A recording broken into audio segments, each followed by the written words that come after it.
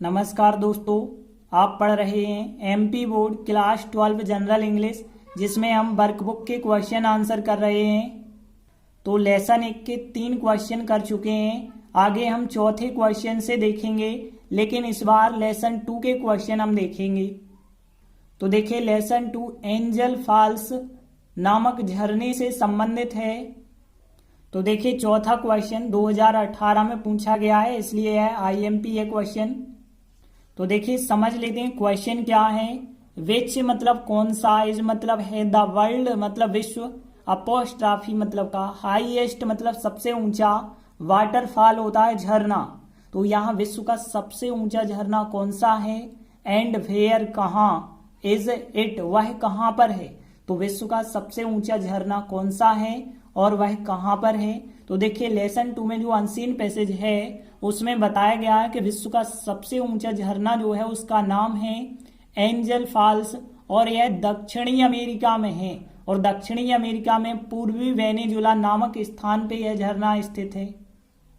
तो देखिए, आंसर क्या बताया गया, विश्व का सबसे ऊंचा झरना एंजल फॉल्स है, और वह मतलब यह की बात हम करें दक्षिणी अमेरिका में स्थित है, और दक्षिणी अमेरिका में कहाँ पे, पूर्वी वेनेजुला में स्थित है। तो देखिए, इस आंसर को हम कैसे बनाते हैं। देखिए, यहाँ पे सभी वर्ड आप लोगों को पता होंगे। जैसे देखिए, विश्व का सबसे ऊंचा झरना, तो इसके लिए हम क्या कहेंगे, क्वेश्चन में लिखा है विश्व का सबसे ऊंचा झरना, the world apostrophe s highest waterfall, the world's highest waterfall मतलब विश्व का सबसे ऊंचा झरना। देखिए, एंजल फॉल्स को एंजल फॉल्स ही लिखना होगा क्योंकि यह नाम है। तो देखिए, पहली लाइन क्या ट्रांसलेट हो जाएगी, विश्व का सबसे ऊंचा झरना सब्जेक्ट होगा, सहायक क्रिया फिर आप लगाएंगे एज, फिर आ जाएगा सीधा ऑब्जेक्ट, मतलब पहले नंबर सब्जेक्ट, फिर सहायक क्रिया, फिर ऑब्जेक्ट। तो देखिए, the world's highest waterfall is Angel Falls, और आगे देखिए, वह दक्षिणी अमेरिका में पूर्वी वेनेजुला में स्थित है। तो देखिए, इस लाइन को हम कैसे ट्रांसलेट करते हैं। दक्षिणी अमेरिका की बात करें तो अमेरिका को तो अमेरिका कहेंगे, और दक्षिणी मतलब साउथ कह सकते हैं। दिशाओं के नाम तो आपको पता होंगे, साउथ का मतलब होता है दक्षिणी, और अमेरिका को अमेरिका ही कहेंगे। इन मतलब मैं कह सकते हैं। अब ध्यान देना, पूर्वी के लिए क्या कहते हैं। यहाँ साउथ अमेरिका तो आपको पता ही है, लेकिन पूर्वी के लिए अलग शब्द होता है। तो वो कौन सा शब्द होता है, ध्यान देना। ईस्ट का मतलब होता है पूर्व दिशा, ERN और जोड़ दें तो ईस्टर्न का मतलब पूर्वी दिशा में स्थित कोई चीज। तो पूर्वी के लिए क्या कहेंगे आप, ईस्टर्न। लेकिन यहाँ पे साउथ अमेरिका पूरा वर्ड है, इस वजह से दक्षिणी के लिए ERN नहीं लगा है, क्योंकि इतना पूरा वर्ड है। दक्षिणी अमेरिका को साउथ अमेरिका, इन हो जाएगा ईस्टर्न, और वेनेजुला किसी स्थान का नाम है तो इसका तो ट्रांसलेट होगा नहीं। तो यहाँ पे ईस्टर्न वेनेजुला, इन मतलब में, और स्थित मतलब होता है सिचुएटेड। तो यहाँ पे इतना तो सिचुएटेड तो आप लोगों को पता ही होगा। तो सिचुएटेड मतलब होता है स्थित। तो यहाँ पे एंड वह मतलब हम कहेंगे झरने की बात हो रही है तो उसे तो एट कहना होगा। तो एंड एट, और फिर एज यहाँ पे सहायक क्रिया आएगी, तो एंड एट इज सिचुएटेड, यह स्थित है, और फिर इन ईस्टर्न वेनेजुला मतलब पूर्वी वेनेजुला में, और कहाँ के, इन साउथ अमेरिका, साउथ अमेरिका के मतलब दक्षिणी अमेरिका के।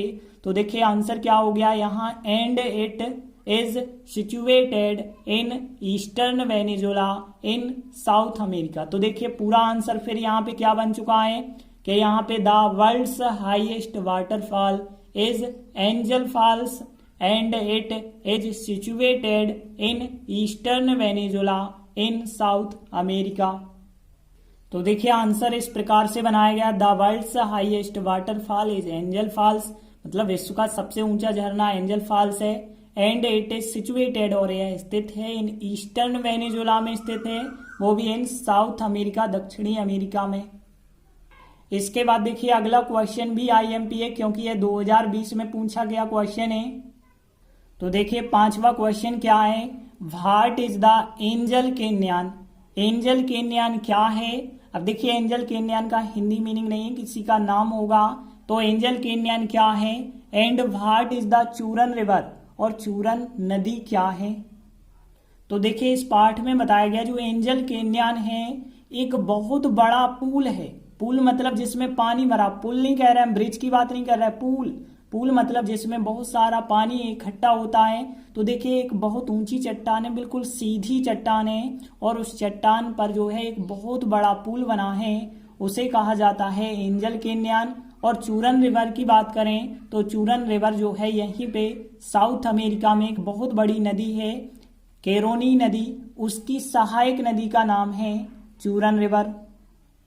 तो देखिए आंसर बताया गया, एंजल कैन्यन सीधी चट्टान की तलहटी पर एक विशाल पुल है। और चूरन रिवर की बात करें तो वो कैरोनी नदी की एक सहायक नदी है। तो देखिए आंसर ज्यादा बड़ा नहीं है, लेकिन यदि आप अच्छे से ट्रांसलेट करके समझेंगे तो आराम से बन जाएगा। देखिए सीधी चट्टान का मतलब है बहुत सीधी चट्टान, बहुत ऊंची कह सकते हैं हम। तो यहाँ पे देखिए इसे कहा जाता है क्लिफ। क्लिफ का मतलब होता है ऐसी बहुत ऊंची चट्टान, क्लिफ कहलाती है, तो क्लिफ हो जाएगा। और तलहटी के लिए कहा जाता है फुट, पैर भी हम कह सकते हैं, वो कहलाती तलहटी, मतलब बिल्कुल नीचे का स्थान, जैसे हमारे पैर होते हैं वैसे ही फुट के लिए हो जाएगा तलहटी। और फिर लार्ज मतलब बहुत बड़ा कह सकते हैं, तो यहाँ पे लार्ज पूल हो जाएगा। लार्ज पूल मतलब एक बहुत बड़ा पूल। यहाँ पे ध्यान रखना, POOL पूल का मतलब होता है पानी से भरा हुआ बहुत बड़ा क्षेत्र। तो यहाँ पे कह सकते हैं लार्ज पूल हो जाए, पानी से भरा हुआ विशाल क्षेत्र। और तलहटी के लिए कौन सा शब्द हो गया, फुट हो गया। और फिर क्लिफ मतलब हो गया सीधी चट्टान के लिए। तो देखिए द एंजल कैन्यन, और फिर सहायक क्रिया तो इज ही लगाएंगे, इस क्वेश्चन में भी लगी थी। तो the Angel Canyon is a large pool. Large pool मतलब एक बहुत बड़ा पुल है। और फिर एट द फुट मतलब तलहटी पर, ऑफ द क्लिफ मतलब सीधी चट्टान की। तो the Angel Canyon is a large pool at the foot of the cliff. And the Churun river, Churun river को तो चूरन रिवर कहेंगे हम, रिवर को नदी शब्द भी हम लिख सकते थे।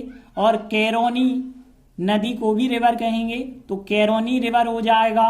ऑफ मतलब की हो जाएगा, और एक मतलब आर्टिकल ए हो जाएगा। बस यहाँ पे एक वर्ड आपको सहायक नदी के लिए पता हो जाए। तो देखिए सहायक नदी के लिए जो शब्द होता है ट्रिब्यूटरी, मतलब होता है सहायक नदी। तो ट्रिब्यूटरी का मतलब होता है सहायक नदी, तो एक शब्द ही की जरूरत थी। तो देखिए एंड द चूरन रिवर, और चूरन नदी या चूरन रिवर की हम बात करें, इज मतलब है, ट्रिब्यूटरी मतलब एक सहायक नदी है, ट्रिब्यूटरी मतलब एक सहायक नदी, ऑफ द कैरोनी रिवर मतलब कैरोनी नदी की। तो and the Churun river is tributary of the Caroni river. तो देखिए फिर पूरा आंसर फिर क्या बना, the Angel Canyon is a large pool at the foot of the cliff, and the Churun river is a tributary of the Caroni river. इसके बाद देखिए अगला छठवां क्वेश्चन भी IMP है, क्योंकि यह 2019 में आया हुआ क्वेश्चन है। तो देखिए छठवां क्वेश्चन क्या है, how is the angels waterfall, मतलब जो एंजल का जो झरना था उसकी बात हो रही है, उसकी कंपेयर्ड मतलब तुलना की गई है टू नियग्रा फॉल्स। नियग्रा नाम का भी एक झरना है, और एंजल्स का भी जो झरना है, इन दोनों की आपस में तुलना कैसे की गई है, या फिर हम कह सकते हैं किस प्रकार एंजल वाटरफॉल की तुलना नियग्रा फॉल से की गई है। तो देखिए इस पाठ में बताया गया कि जो एंजल झरना है बहुत ज्यादा ऊंचाई से गिरता है, 960 मीटर की ऊंचाई से गिरता है, और पानी बहुत तेज गिरता है। जबकि नियग्रा फॉल्स जो है बहुत ही कम ऊंचाई से गिरता है। नियग्रा फॉल्स उसी के पास में है, जो कि 60 मीटर ही ऊंचाई है उसकी। तो हम कह सकते हैं जो एंजल वाटरफॉल है 16 गुना ज्यादा ऊंचाई है उसकी। तो देखिए आंसर में क्या बताया गया, जो एंजल झरना है 960 मीटर की ऊंचाई से तेजी से नीचे गिरता है, पानी गिरता होगा तेजी से नीचे, जो कि नियग्रा फॉल्स की ऊंचाई की अपेक्षा 16 गुना है। तो देखिए इन दो लाइनों का ट्रांसलेट हम कैसे करते हैं, तो यहाँ पे ध्यान देना, एक शब्द होता है हर्टल। हर्टल मतलब होता है गिरना, ठीक है ना। तो हर्टल आप याद रखेंगे, हर्टल डाउन का मतलब होता है तेजी से नीचे गिरना, ठीक है ना। हर्टल डाउन का मतलब होता है तेजी से नीचे गिरना, और की अपेक्षा के लिए कहा जाता है मोर देन। मोर देन मतलब की अपेक्षा या से ज्यादा होता है। और फिर गुना के लिए जो शब्द होता है वो होता है टाइम्स। टाइम्स का मतलब होता है गुना। जैसे गणित में भी आपने देखा होगा 2 टाइम्स 2 गुना, 3 टाइम्स 3 गुना, तो यहाँ 16 टाइम्स होगा 16 गुना। और ऊंचाई के लिए हाइट कहते हैं, और फिर जोकी के लिए विच कहते हैं। ये तो जनरली वर्ड हैं, आप लोगों को पता ही होंगे। तो देखिए पहली लाइन एंजल वाटरफॉल की बात हो रही है यहाँ पे, तो हम लिखेंगे द एंजल वाटरफॉल। और फिर तेजी से नीचे गिरता है, मतलब हम कह सकते हैं तेजी से नीचे गिरना क्या होता है, हर्टल डाउन होता है। प्रेजेंट सिंपल है तो हर्टल्स कर सकते हैं, तो hurtles down from the height of 960 metres. तो देखिए पहली लाइन कैसे ट्रांसलेट हो गई, the Angel waterfall hurtles down मतलब तेजी से नीचे गिरता है, from the height of 960 metres. Which और एज यहाँ पे सहायक क्रिया आ जाएगी, विच एज जो कि है और कितना है 16 टाइम्स 16 गुना है। मोर देन मतलब होता है की अपेक्षा, मोर देन मतलब होता है की अपेक्षा या से ज्यादा। और फिर the height of Niagara Falls जो क्वेश्चन में लिखा है, तो which is 16 times more than the height of Niagara Falls.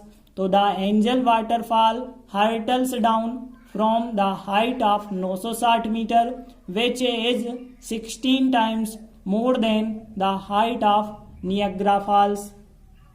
तो देखिए इस प्रकार से आंसर बना है, द एंजल वाटरफॉल मतलब विश्व का सबसे ऊंचा जो झरना था एंजल वाटरफॉल हर्टल्स डाउन तेजी से नीचे गिरता है, from the height of 960 metre 960 metre की ऊंचाई से, विच जो कि है 16 टाइम्स 16 गुना, मोर देन से ज्यादा या की अपेक्षा, the height of Niagara false मतलब नियाग्रा फॉल्स की।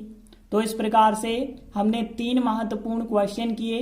लेसन 2 में 3 ही ऐसे क्वेश्चन हैं जो परीक्षा में पूछे जा सकते हैं। धन्यवाद।